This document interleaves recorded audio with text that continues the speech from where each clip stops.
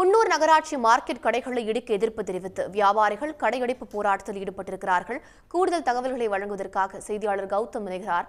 கௌதம், வியாபாரிகள் எதிர்ப்பு தெரிவிக்க என்ன காரணம்? விவரங்கள். நீலகிரி மாவட்டம் குன்னூரை பொறுத்தவரை அங்குள்ள மார்க்கெட் பகுதியில் சுமார் 800 கடைகளுக்கு மேல் செயல்பட்டு வருகிறது. இந்த கடைகள் அனைத்தும் சுமார் ஒரு 70 ஆண்டுகள் பழமையான கடைகள்.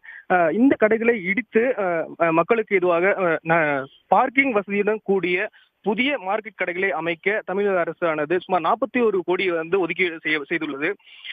இந்த திட்டத்தை கண்டித்து வியாபாரிகள் கடுமையான எதிர்ப்புகளை தெரிவித்து வந்தனர். இந்த நிலையில் நேற்றைய தினம் சுமார் 324 கடைகளுக்கு காலி செய்யும்படி நகராட்சி நிர்வாகமானது நோட்டீஸ் வழங்கியுள்ளது.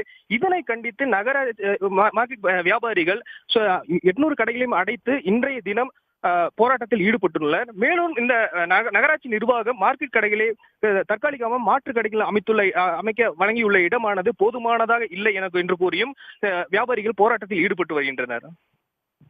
விவரங்களுக்கு நன்றி கௌதம். உடனுக்குடன் செய்திகளை தெரிந்து கொள்ள சன் நியூஸ் பெல் ஐகானை கிளிக் பண்ணுங்க.